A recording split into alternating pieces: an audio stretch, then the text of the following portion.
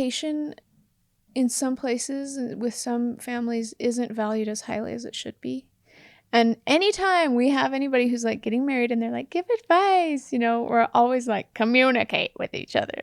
The good and the bad, no matter if it makes you look good or bad, it doesn't matter. It needs to be said. We're all human. Like no relationship is going to have one perfect person in it and the other one's not. Like, so the reality of it is everyone's imperfect. And if you feel like you can't share your imperfect things with your significant other, then that's setting yourself up for failure, I feel like.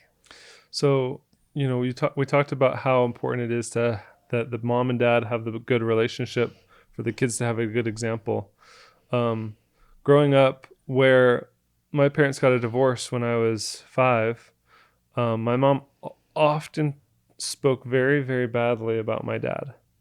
And, there's a lot of things that I understand now as an adult that I didn't understand as a kid, about, how bad that is for a parent to speak so badly and poison their children against, the spouse who really, my dad is not a horrible, evil man. He just made some bad choices. And that's what adults do. They make bad choices. And it ended up hurting her.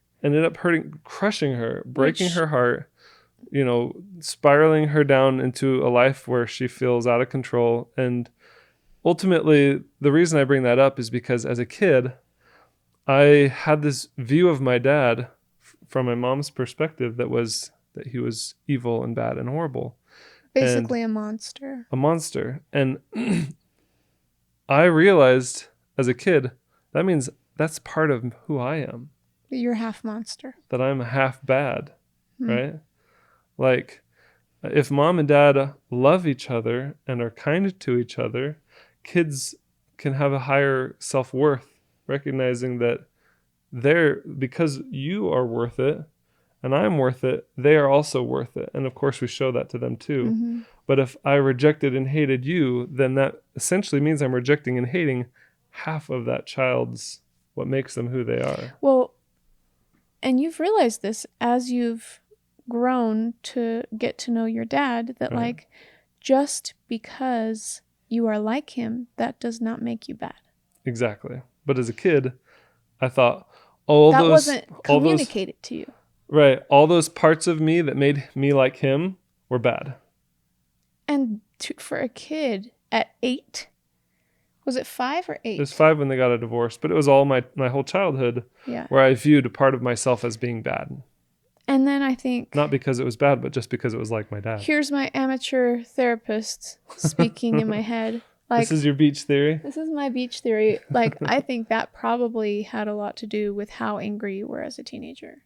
Because, like, you have something that's that big of an issue built up over years and years that doesn't get better or get talked about. You never were comforted and said, like, nobody comforted you and said, you are worth it. Just because I disagree with, one parent or the other, that doesn't make you bad. Like, nobody said that to you. Right. And I think when something that sad happens or that traumatic happens at such a young age, and then you just grow and it doesn't get resolved or it doesn't get even talked about in a loving way or in a healing way, that will just build up and to a point where it just hurts. And then, like, I mean, it's just the same as, like, I feel guilt very strongly.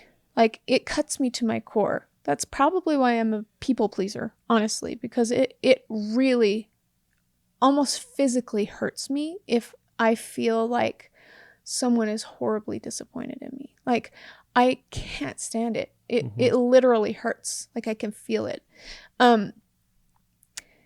And it makes me sick. Like, I don't know. That's just how I am. But, like, I can't imagine having something that big go unresolved for so long. And that's why I know for a fact, like, even if you're somebody who you feel, even if you're somebody who's tough or who's like, I don't cry or I don't do this, I don't show emotion, like, that doesn't mean it's not hurting you. That doesn't mean it's not building up. Right. pressure that eventually you're going to explode, or eventually you're going to feel it in other places of your life that are starting to lack because there's something that was very painful and unresolved that built up. Mm-hmm.